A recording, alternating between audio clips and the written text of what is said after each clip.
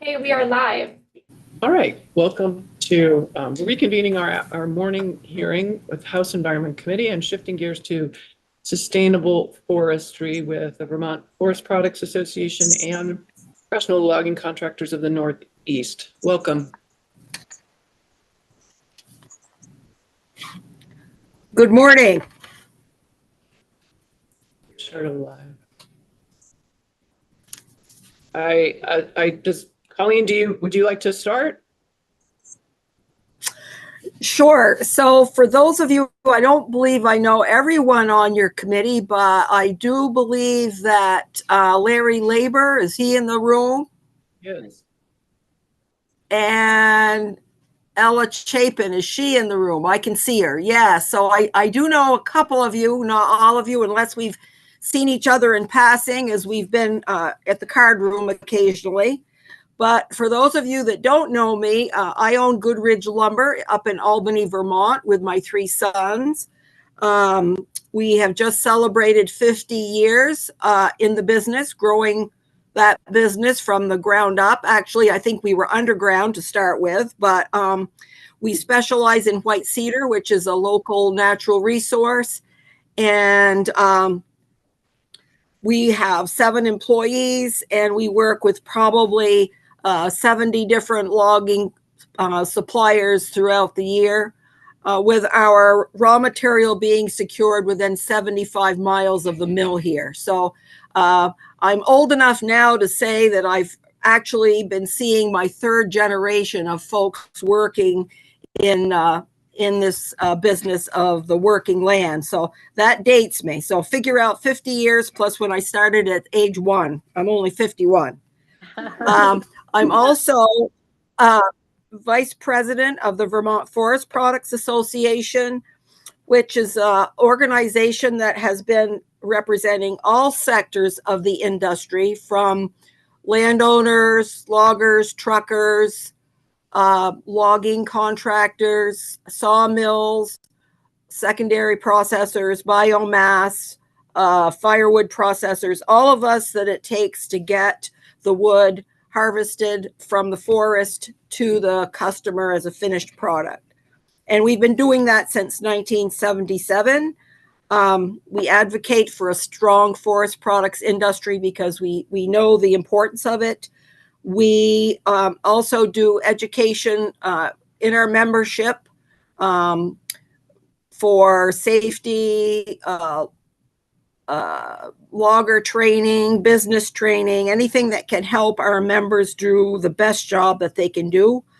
And we also education outside of the industry. We work a lot with schools from kindergarten up, work with the tech centers, and the general public, which may not always understand what we do or why we do it. And as we're up in rural Vermont, most everyone that's been brought up on a farm knows the life cycle of a tree and new growth, and the cycle goes on and on. But sometimes people may not have had that opportunity as we move away from more rural settings to more urban settings. So we need to tell our story. It's a good story, and those of us that are in the woods working or in the mill need to do a little bit better job of providing that information to folks. I've often been asked over 50 years in the business, what is a significant event or something important? And I would say I'd go back to 2008, 2009, when the Vermont Council of Rural Development did their detailed survey on what the core values of Vermonters were. And out of that came the farm and forest. The working lands were the core values. That's something that we all share, we all can agree on.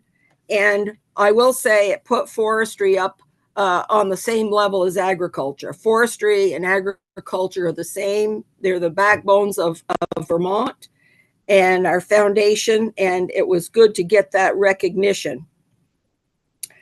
So the topic today was sustainable forestry. So look up in the dictionary, what does that mean? Well, managing forests to ensure they are healthy and productive for future generations. So that's what we're all about. And we know that through sustainable forestry, the core values that we all have will be sustained. Without sustainable forestry, it's going to be questionable whether we can sustain all the core values and all the benefits that we experience. What we have today did not happen by accident, but generations of families that dedicated their lives to working the land. So forests, we know, are all important to us. We use forest products daily in our lives. And okay, what is the forest products industry? Well, it's composed of practitioners that go out and do the work. They weed the garden and they do the work on the land. And without these practitioners, we can't have sustainable forestry or the benefits from that. Our industry is so important in many ways. One is, as I just mentioned, it is part of our culture and our traditions in Vermont. Another is the economic driver. I mean, it provides income for many. I think you're going to have probably Danny Fitzko or Catherine Savito in, and they can give you all the breakdown of statistics of dollars and cents and sectors and so forth. But for today, we know that it is of economic importance to the state. And thirdly, all the environmental benefits that we get from the industry, clean air, clean water, timber products, wildlife habitat, recreation, and yes, even helps with climate change. So all of those things are important. And I like to look at both. I like to celebrate if I can. And we do have a lot to celebrate in our state.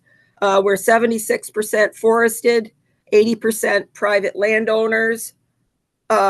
We celebrate the Working Lands Enterprise Initiative, which was an offshoot of the Vermont Council of Rural Development survey, knowing our core values. I can tell you that this last year, our sawmill, which always got its three-phase power from generators, through a Working Lands grant, was able to transfer to power off the grid to get three-phase power, which is going to save emissions, 13,000 gallons of diesel fuel we won't need. And I know that Tucker Riggs, Laughing Stock Farm Forest Products, received a grant to expand his sawmill. So we're thankful for those programs. Vermont Farm and Forest Viability Program, so important to help farms and forestry workers do business planning. Yes, we don't just saw, we do have to plan businesses even more today than ever. Succession planning. We've got the Forest Futures Strategic Roadmap process, very, very detailed, much collaboration that is being rolled out. We have potential for new products besides the products that we already have. Biomass, biochar, cross-laminated timbers, insulation. I mean, there's a lot of research and development going on about how can we use these resources for different products, thinking out of the box, something using a local product that's renewable and natural. So we live in an area where we have regeneration. If we have our management plans correctly, we can sustain our all of our benefits. Now that's so the challenges that we see.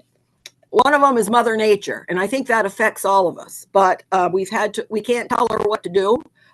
We will say that she is providing us with a cold winter this year, and I think at least all the mills are getting plenty of wood. So I will say that's a plus. After 2 years of ground not freezing and 2 summers of floods, it's been very hard for anyone to stay viable in the last 2 years. But we are looking better as far as this winter is concerned.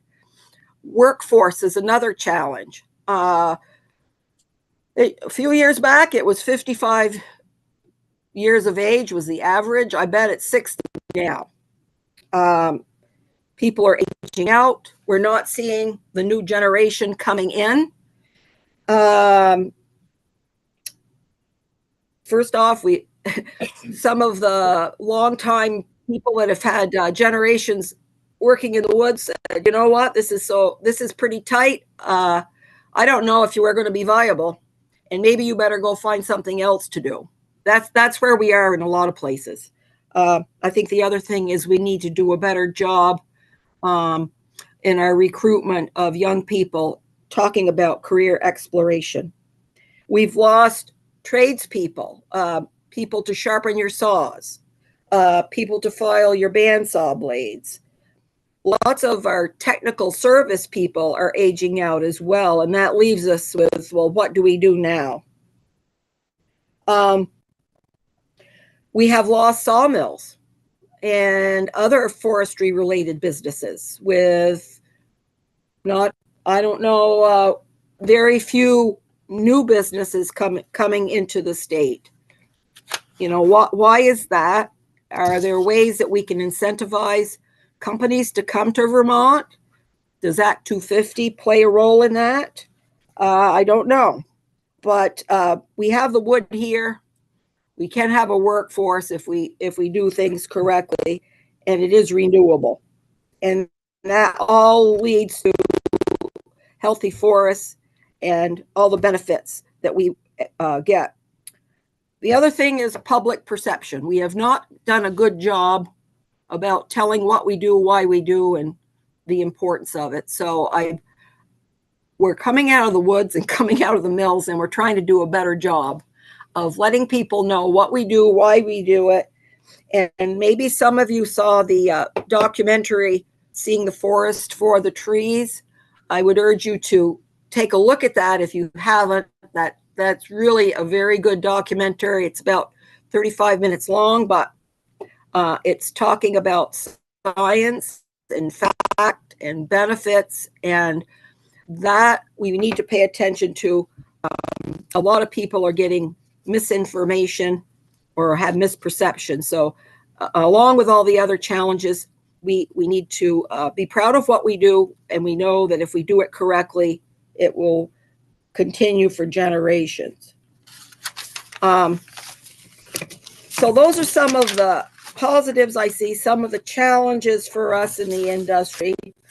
And we will be, I should mention too, you may meet Gwen Zakoff, who is our new our lobbyist. So just to mention that, we did have a change. She's with us now, and you may have met her or will meet her. She keeps track of things that are going on down at the State House. God bless you. I read what your mission was of all the different areas that you're trying to balance out, and I'd have a headache if I was down there, I'll tell you. So we're all trying to balance everything out. We are taking a look at the Tier 3 study and Act 250 impacts, what the implications for working forests and sustainable forest management, what will that mean? Climate change initiatives. We want to make sure that it's recognized forest's critical role in the sequestration and renewable energy production. So we're watching the climate change initiatives, conservation goals, balancing the 30 by 30 and 50 by 50 with practical land use management. So I know there's a bill now to include use value appraisal land in the inventory of conservation inventory. So I think that would be a plus. So hopefully that will be passed. Global Warming Solution Act. We want to make sure the forests remain managed, long-term health and economic viability. Just leaving things alone is, there may be, we can all manage for different areas and different purposes, but to get things out of balance by doing nothing, we will be, excuse me,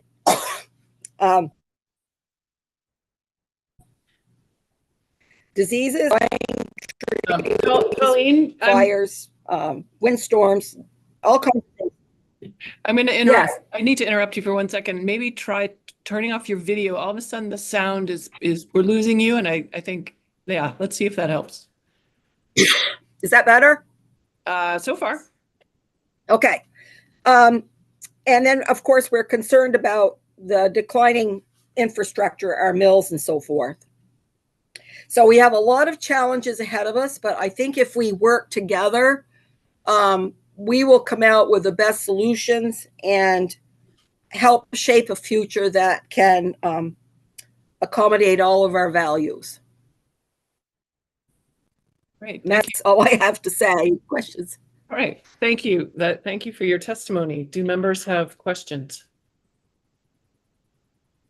Representative Austin. Just where would we be able to see that film or access that film, seeing the forest from the trees? I can tell you, it's on our, our website,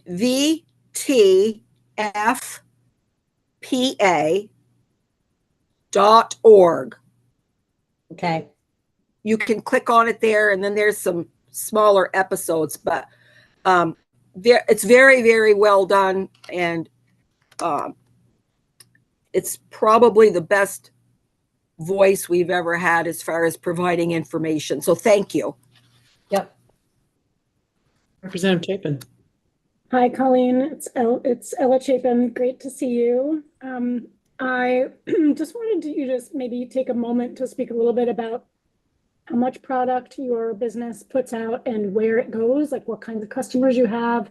And if your mill didn't exist, where, and many of our mills didn't exist, where would they be getting that product? Could you just speak a little bit to where the lumber goes that you produce?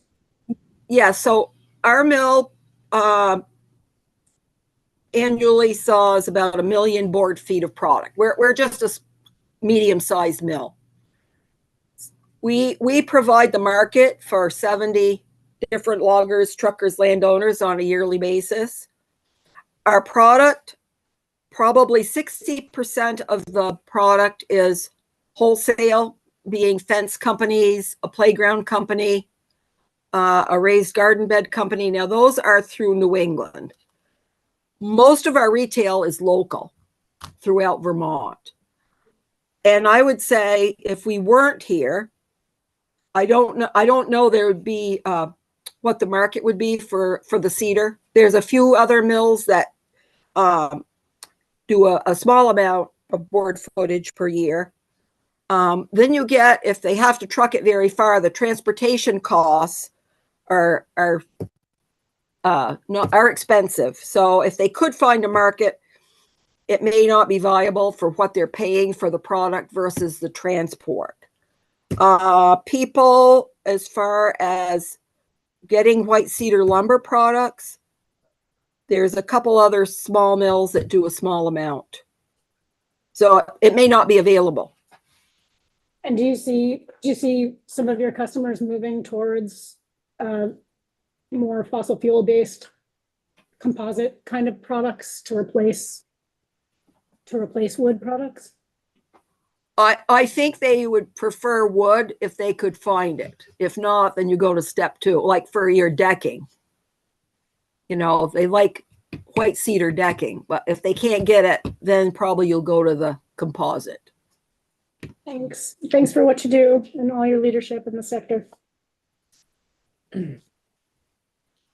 Representative Tagliavia. I think I heard you mention sawmills and sawmills going out of business. What could we in the legislature be doing to encourage sawmills in the state rather than having to, in some cases, ship our timber logs to Canada, for instance, and only re-import it as finished lumber? I think one of the biggest hurdles that I have heard is getting through the Act 250 process. Whether it's expense, regulatory burdens that they can't meet, or whether it's timeframes. You know, how long does it take to, once you submit your permit, to going all through the steps to when you can actually start? So if there's anything we can do to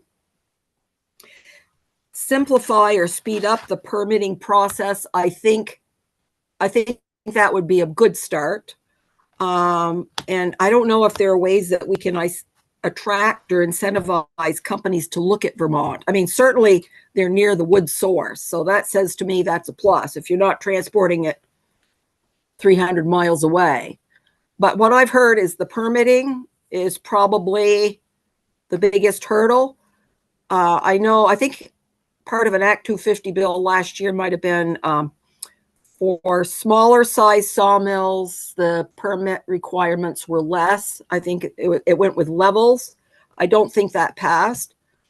But my question is, why can't we? Yeah, I think you have a good question there. What can we do to incentivize mills to come into Vermont properly placed with basic rules and regulations and not let them escape over to New Hampshire? Thank you. All right. Thank you again for your testimony. We will now welcome Dana Doran. Good morning. Everybody hear me okay? Again. Excellent. Well, Representative Sheldon, Representative Labor, members of the House Committee on Environment. My name is Dana Doran. I'm the Executive Director of the Professional Logging Contractors of the Northeast. Pleasure to appear before you today. I wish I could be there in person. Yesterday I was there, but other commitments precluded me from being there today, so we'll do the next best thing through technology. So just some background on our organization. PLC is a nonprofit educational organization that was created in 1995 to represent logging and associated trucking contractors throughout the state of Maine. In May of 2023, our membership voted to expand its president and began representing contractors in the region, including in the state of Vermont. The PLC has 3 board members from Vermont: Sam Lincoln from Lincoln Farm Timber Harvesting in Randolph Center, Jack Bell from Longview Forest in Heartland, and Gabe Russo with Southwind Forestry in Pollitt. And we currently have about 25 contractor members and 10 associate members from the state of Vermont. As an organization, not only do we exist to educate and advocate for sustainable forestry, we also have invested in verification efforts to ensure that the mission is also put into practice. And I'll get to that in just a moment. We also, in addition to advocacy, we do safety training and other leadership training for our members and their employees. We have an insurance program. We run a philanthropic program called Log a Load for Kids that raises money for the Children's Hospital at UVM in Burlington, and a multitude of other member benefits for our members. So back to certification. We oversee 2 third-party forest management and timber harvesting certification programs. In the year 2000, our organization created the Master Logger Certification Program, which is the world's first and its only third-party certification program, which verifies sustainable and responsible logging company practices in the woods. Today, the program is recognized in 20 states in the United States, including in Vermont, as well as 3 foreign countries, including Colombia in South America, Estonia in Europe, and in Japan. Currently, there are 15 Master Logger certified companies in the state of Vermont, and that number is growing. We have one that's going to be potentially certified in about a week. Additionally, our organization offers and manages a group forest certification program for the Forest Stewardship Council, FSC, the world's gold standard for forest certification. Gagne Lumber from Pittsford, Vermont holds an FSC forest management certificate from our organization for about 1,000 acres of timberlands they own, as well as an FSC chain of custody certificate for their sawmill. FSC is very important for landowners and mills to be able to distribute their forest products throughout the value chain, and especially for products that get sold to the global marketplace. It provides a level of credibility, but it also provides that credibility to the purchaser of those products, if they know how their products were produced and where they came from. So as this committee knows, timber harvesting and hauling are distinct and impactful components of Vermont's rural economy. So occupations from the industry are inextricably linked to the health and long-term management of Vermont's forests, which cover about 75% of the state. The state's reliance on healthy forests for so many attributes, which include economic, recreation, heating, utilization of forest products by every citizen in the state of Vermont, requires focus and engagement on policy and programs that support a strong and vibrant forest economy. And just some brief facts. So obviously I mentioned the forest land in Vermont as of 2017 data. It was the economic impact is about 2.1 billion to the Vermont economy. 91 million of direct economic impact from logging and trucking. Labor income is about 50 million of that. And then direct logging and trucking jobs, there's about 1,700 direct jobs that come from logging and trucking. So obviously logging and trucking is part of that global or Vermont forest economy that Colleen alluded to, but it doesn't happen without a logger and trucker to produce the wood and bring it to a marketplace. As all of you know, this winter is certainly probably an anomaly, although it's great operating conditions. The markets are a challenge. I'll get back to those in a moment. We've also had 3 consecutive years of very rainy conditions with flooding and exceptional rain events, and also 2 consecutive warm winters. So it has been a significant challenge. With respect to markets, 2024 certainly had an impact upon markets directly in Vermont. We saw the closure of 3 markets in Vermont: Putney Paper in Putney, A. Johnson in Bristol, and the Pine Mill, which is called Mill River in Clarendon. Those closures are additive to the low-grade market struggles that we've seen throughout the region, especially in Maine over the last 15 years. We do expect markets in the Northeast to recover, but it's going to be a couple of years until we see major changes in interest rates and investment to take place. So despite this gloom and doom, there is hope on the horizon, and cyclical markets will return, but only if the state continues to manage its forests and ensure that the fabric of the rural economy, which includes timber harvesting, is kept intact. Keep forests as forests. The value proposition for landowners must remain to own and invest in forest land, and for contractors to continue to manage the forests of Vermont to mitigate the impacts of climate change, invasive species, and fire. This will also ensure the forests are healthy to maximize carbon storage in a younger growing stock for the long run. Not to dive too deeply into forest management, but forests are simply gardens with a much longer growth rotation. Early successional forests, for instance, compete for sunlight and water, and the only way to ensure that forests are healthy, where they can store carbon, photosynthesize carbon dioxide, they must be managed to eliminate competition. The competition in forests, if not managed correctly, will ultimately determine how they are impacted by the forces around them. Using the vegetable garden analogy for all of you who plant vegetables each year, if you plant vegetables in the spring, whether it's carrots, beans, peas, etc., inevitably that garden needs to be thinned to ensure the plants do not compete with one another, because they will inevitably kill one another off. A forest is essentially a big vegetable garden with a much longer growth rotation. In any forest similar to a vegetable garden, 60% of the stocking is low grade and 40% is material for high value products. Whether it's wood or carrots, competition separates the low from high value. To ensure the forest continues to produce high value wood products that store carbon for the long run, the low grade wood must be removed. In order to remove the low grade wood for the higher grade growing stock to flourish, it requires markets to utilize the fiber that is removed. These markets include paper, paperboard, insulation, textiles, chemicals, and energy. Without these markets, good forestry cannot be conducted to manage sunlight, water, and competition. If this is not done, a forest will essentially outcompete itself and die, producing methane, which is more harmful than any other greenhouse gas created by the utilization of wood. Over the past 4 years, I've been a member of the Governor's Forest Carbon Task Force in the state of Maine, appointed by Governor Janet Mills. For your reference, I've attached the 2 reports that this group has published as a result of our work since 2020. I'm not going to dig too deeply, and we'll let you review those reports at your leisure. But I thought it was important to highlight 2 points that were recognized by this diverse group of stakeholders, which included loggers, landowners, environmental organizations, and other nonprofits. The first is that and I think that both of these recommendations are applicable in Vermont. The first is that we recognize to keep forests as forests, to ensure forest carbon is protected and maximized, there must be markets for low-grade wood. Secondly, carbon in trees is maximized in the first 10 to 80 years of a tree's life cycle. The carbon sequestration rate is heavily impacted by competition.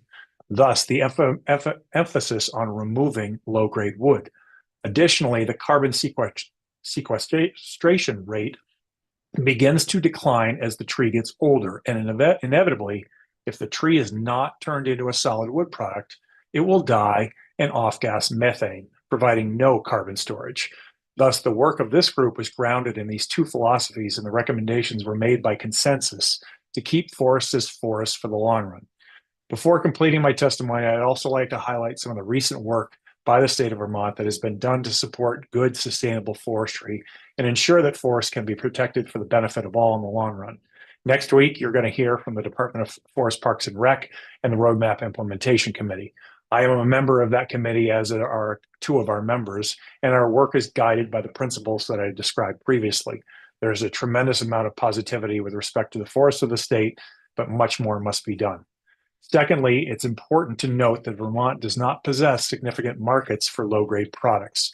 Vermont Pellet, Burlington Electric, and the district heat Montpelier facility, which is only 2 blocks away from where you're sitting right now, and in fact, it provides all of the heat for the state complex, are exceptionally important to the forests and to logging contractors and to landowners in the state of Vermont. Vermont is also a big proponent of using wood for heat. 30% of all school buildings in the state use some form of wood heat. However, more can be done in this area, and I would encourage all of you to champion the use of wood for heat moving forward. Third, the state has also recognized the impact that forestry has on water quality. In the 2024 General Assembly, a new program was created to provide funds to logging contractors to ensure water quality is protected. That program is scheduled to go into effect later this year and will be a huge benefit to contractors and to landowners so that harvesting jobs are implemented correctly with correct, acceptable management practices and water quality protection, regardless of the weather. FBR has also been awarded $500,000 by the U.S. Forest Service to stand up a new wooden mat and bridge program for logging contractors to assist with impacts to stream crossings and harvest sites. And lastly, the proposed clean water budget, which will find its way before the General Assembly this session, has a recommendation to create a new low-interest loan program for logging contractors to purchase low-impact equipment that will protect water quality in the state.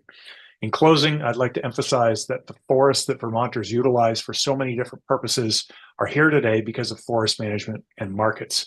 As a result of those markets, there's more wood growing in Vermont today than there was 100 years ago.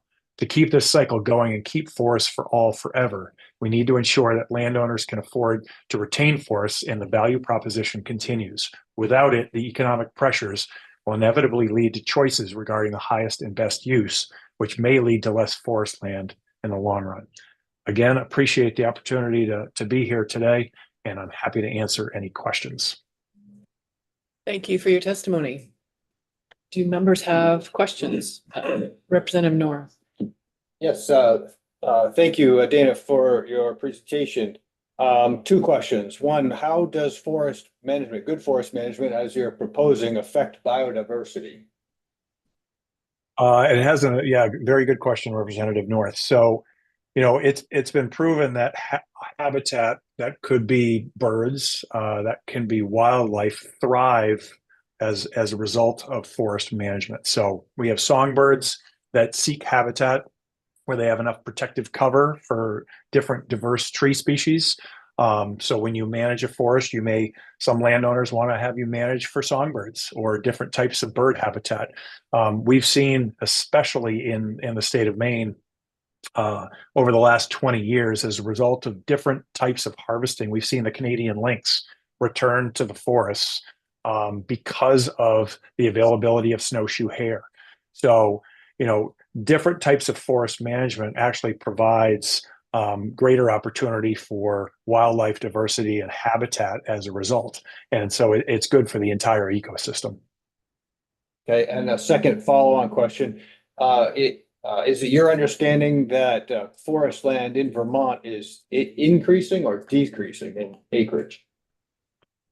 Good question. I would say for about the last 80 to 90 years, it was increasing. I would say there's significant pressure right now to potentially decrease that because of, again, it's that value proposition for landowners in the highest and best use.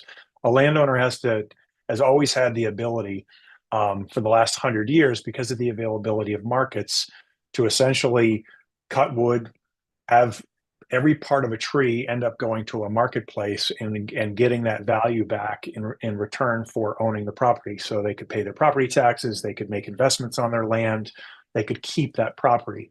Over time, there's significant pressure, and we've lost some significant markets in the Northeast. You heard, or the question was asked of Colleen, about white cedar. And I just mentioned to you what's happened to hardwood markets in Vermont, or to Putney paper, or to pine markets. The market challenges are significant. And yes, we see some really positive things on the horizon. You've got Timber HP in Maine, in Madison, which is making insulation for homes and businesses out of wood fiber. We have some biofuel companies that are potentially going to construct new facilities. Those are on the horizon, but they're still several years away. So, back to your question, Representative North, I think that we're at a critical moment with respect to management of the forests in Vermont. If the value proposition for the landowner can't continue, they're going to look at highest and best use, and that might be development, that could be renewable energy projects, and it could take that land out of forest production forever. And so that's critical as we look to mitigating the impacts of climate change, so sequestering carbon, doing all those various things, and keeping the economic benefits for all. Thank you. Representative Tangavia. Just say, hypothetical, this session, the legislature gets it right, and we spark an economic boom in the state where we have housing and it's affordable. How quickly can the wood products industry spool up at this point right now to be able to have the homes that we're building made from Vermont products? Excellent question. I think the forest products industry in the Northeast could immediately react. What I don't think you have in Vermont is you don't have markets for certain products that are going to be used in house construction. You don't have a spruce fir dimensional stud mill. That doesn't exist. That wood will have to come from New Hampshire, it could come from Milan lumber, it could come from spruce fir mills in Maine, it could come from Canada, but Vermont doesn't currently have that infrastructure. Pine, there's some small markets, but you lost a significant market in the last year. Most of that wood is going to come from outside the state of Vermont. Insulation is going to come from outside the state of Vermont. So I think, to your question, yes, there's plenty of wood product that can be utilized in home construction in Vermont to respond to that housing situation. But a lot of those products aren't going to come from Vermont, and that has pros and cons. I mean, it's good for the other states and it's good for the management of the forests, but there is a carbon offset as a result of trucking all those forest products from outside the state of Vermont. I mean, I think for any forested economy, if you can produce 100% of the products that are used in that state, I think everybody's better off. So from a manufacturing standpoint, it's going to take a while to be able for Vermont to self-sustain and create the products that it needs to respond to that housing situation. Representative Austin. How do you coexist with the maple industry? That's probably a question probably better served to Ms. Goodrich, just because she represents the landowners. We don't represent landowners in our organization. We obviously work with them on a daily basis. But the maple industry is vital. I mean, again, I'll say this, and I think that's probably a question better suited for Colleen. The maple industry in Vermont certainly could be put at risk, whether it's because of change in climate and weather patterns, or that is to that proposition of highest and best use for forest land.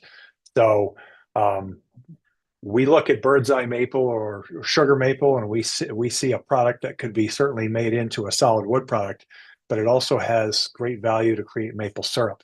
So I think it's a question for the long run, whether folks can continue to make maple syrup or they need to sell that wood in order to maintain their forest land. Thank you. Colleen, would you like to comment? Yes, I would agree with Dana. There are many different uses for forest land. Maple is a big and getting bigger as far as production is concerned, but it is a forest product. And if forest land is decreasing, that will decrease available maples to be tapped. So it's the same, kind of the same thing. We're using a resource, whether it's in a sawn wood product or whether it's for production of maple syrup. It's forest land. Representative Tagliavia. This question is for either of you. Isn't it true, though, that land that's in sugar bush is also maintained and there can be firewood products harvested while not destroying sugar bush? Yeah, I'll take that and then let Colleen finish. Any sugar bush is going to continue to grow forest products. It's, there are going to be other species that grow, and there's going to be other wood that's grown, and you're going to have a life cycle of a tree. A tree is not going to live for 300, 400, 500 years. It's just not. That tree inevitably will die. So there's going to be continuous management that has to take place, whether it's to continue to grow a sugar bush and maintain a healthy sugar bush, or you're going to turn it into something else. That forest land has to be managed in order to provide that level of access and, again, sunlight management to keep healthy maple trees.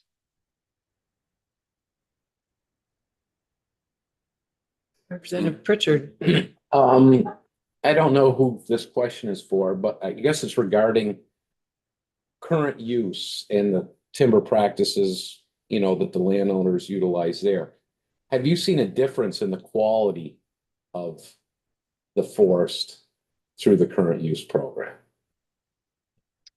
I mean, my response to that would be to say yes. I mean, the current use program requires a forest management plan. It requires the utilization of a consulting forester. It involves the county foresters to play a role in reviewing those management plans. And so that cultivation of a long-term forest management ethos is critical to the quality of the forest. Does everybody follow those management plans? No. I mean, that's a whole other conversation. And are they getting the benefits? Yes. Are they doing what they're supposed to be doing? Again, that's probably a minor subset, but I would say overall, absolutely. It is promoted or provided a benefit to landowners to keep their forests as forests and to do better forest management. Thank you both for joining us today. It's really great testimony. Thank you. All right, Thank you members, for having us. we will take a break for lunch and come back at 1:15.